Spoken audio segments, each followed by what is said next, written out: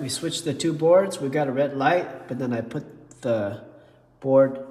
So the one on the right has all the blue. It got switched to the left, and the one that supposedly the board is an issue is on the right now.